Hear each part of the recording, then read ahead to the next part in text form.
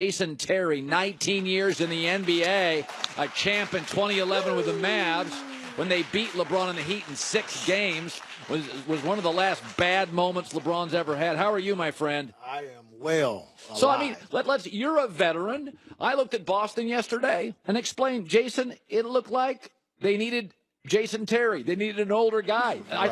I thought they played really young in the second half. No doubt about it. They needed a veteran presence, just a calming effect.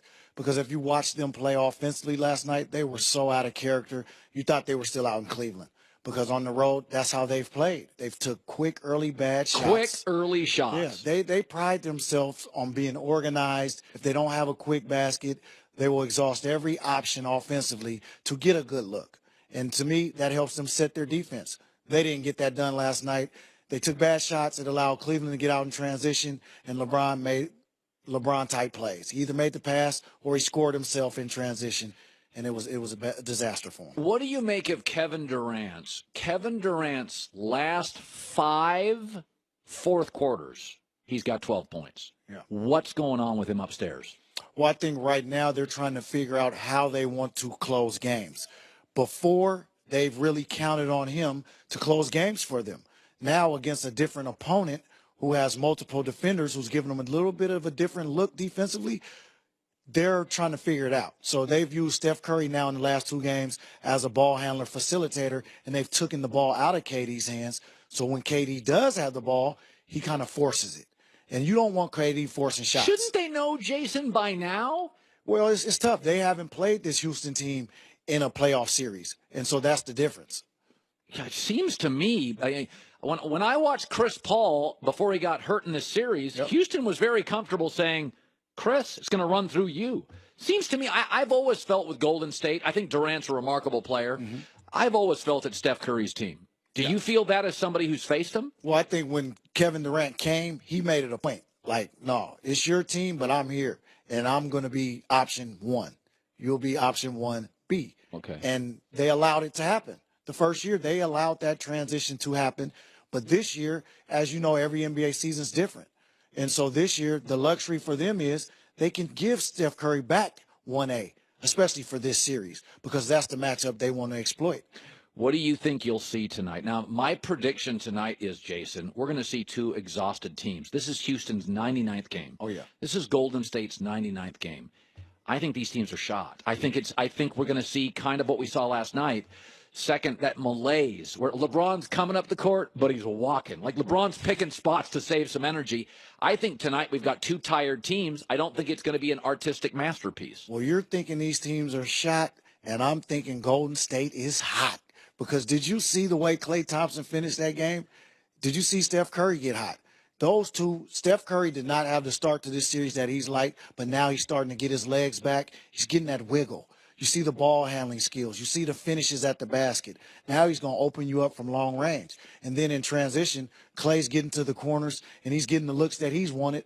But it's partly because Houston is turning over the ball. They're turning the ball over 20-plus times a game, and that's allowing guys like Klay to get hot. So you're a shooter. It's funny about shooting. Harden got ice cold in the series. Yep. As a shooter, if you get hot at the end of a game, oh, yeah, Jason, do you take that into the next game? 100%. Even if I was 0 for 15 and I hit the game winner or I hit 2 in a row to end, that next game I'm coming out feeling good because I seen the ball go in the hole. And so for me, like I said, Klay started to get his rhythm. Basketball's a rhythm sport. Klay Thompson's in rhythm. Steph Curry's in rhythm. Now you get KD to come back where he's been comfortable in Houston. He's averaged 30-plus points a game in this series in Houston. He's going to be hot tonight. So you like the Warriors comfortably? I like the Warriors tonight. If Chris Paul is not there, it will be a comfortable win. If Chris Paul's there, he gives them another option, and James Harden won't have to shoulder the load and run out of gas like he did in Game 6 in the second half. Let's shift back to Boston and LeBron. I said this earlier. LeBron had a very interesting comment after this year. He said, listen, when we made the shift with this team, he said, I just felt like let's squeeze everything we can get out of this team. Well, when you say that about a tube of toothpaste, you throw it away. I hear LeBron say, I want to squeeze everything I can out of it, and I think, Okay, he's gone. Yeah. This roster's got unmovable contracts. When you hear LeBron say that, I just want to squeeze everything Does I this can. roster have any contract? Have you seen it? It's the worst in the league. It's bad. It's got, and by the way, I like Kevin Love, not for that money. I like Tristan Thompson. I like J.R. Smith, not for 16, 17 million a year. These are contracts that are untradeable. They have a draft pick, but nobody wants a number 8 draft pick and Tristan Thompson at 19 million. Not at So all. when I look at these contracts, we'll put them up. These are no team options next 2 years. Here's what I know about LeBron. He doesn't like to feel trapped. No. What is your gut feeling? Let's say LeBron goes to the finals. He doesn't beat either one of the teams. Right. Okay, what's going through his head as a guy who's been in this league 19 years? Nobody, they think I'm crazy, right? Right. But nobody takes this perspective. He's been to the finals 8 straight times. He's been in this league 15 years and played at the highest level, and he plays 40-plus minutes a night over 15 years. He's at the pinnacle right now. He's had the greatest season he's ever had in this league this season, right, statistically. He might be ready to retire. He might be ready to say bye-bye because he's at the top. And so when you're at the top, sometimes you need to go out on top. John Elway did that. Why not? Peyton Manning tried to, but he got injured at the end. We don't want to see LeBron injured at the end, play 16, 17, 18 years where he's just the second fiddle. Let me throw this at you. I said this and people laughed at me. I said, listen, LeBron, the way LeBron works his contracts in Cleveland, they're annual contracts. Now, that's very difficult for a general manager to deal with because he's got to kind of give LeBron a one-year deal, which means you can't attract certain people, like free agents. Correct. But I said this. What if LeBron just said, listen, man, okay, I just played 82 games. I played 48 minutes. I got to a final. And LeBron said, I'm sitting out to the All-Star break. And then I want to watch the season unfold. By the way, we never punished Michael Jordan for playing half a year. We never punished Jordan for retiring and coming back. We have a history here as fans.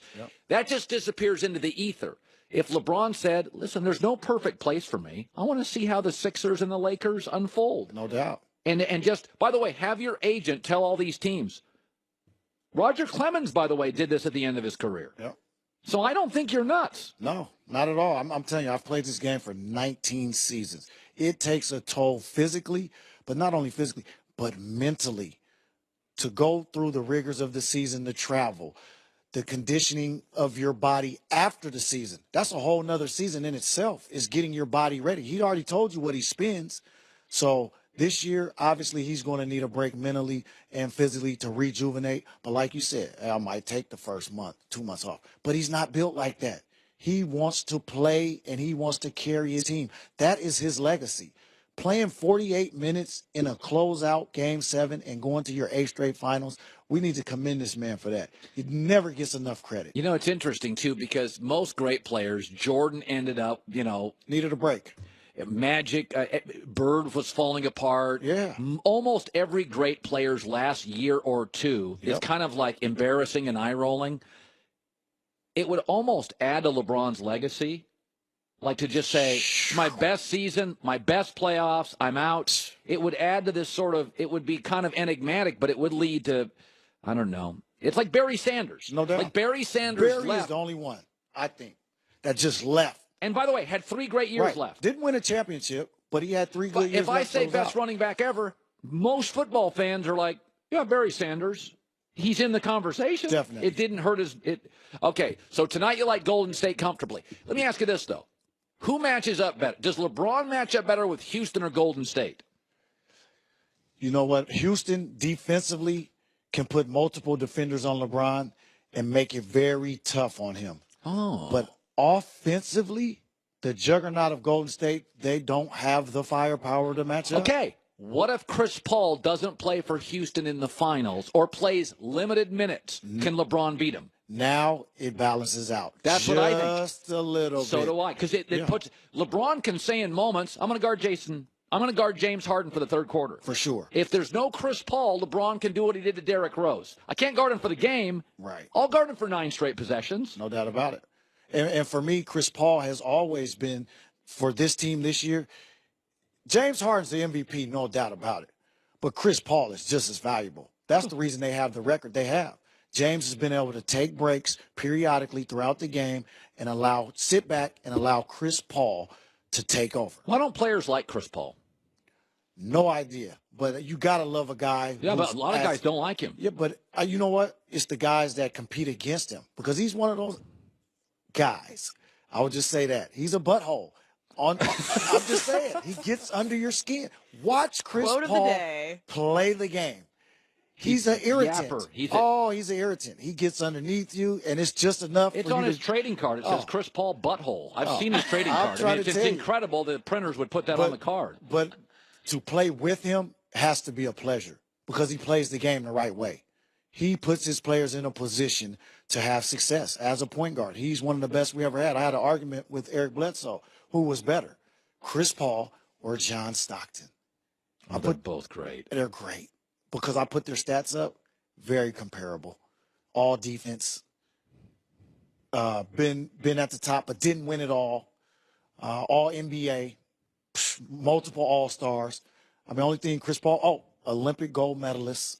I mean, those guys are great, man. Those are two of the greatest point guards we ever had. Obviously, Jason Kidd, to me, #1.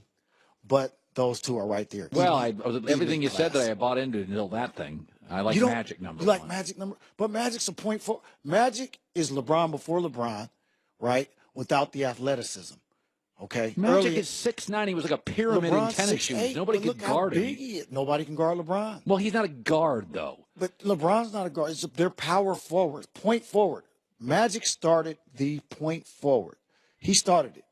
And if you ask LeBron, I'll tell you that 23 should have been 32 because that's probably who he was more like trying to be like. All right, Jason Terry, top of the hour. Calling right, calling wrong. Good stuff. Back in a second.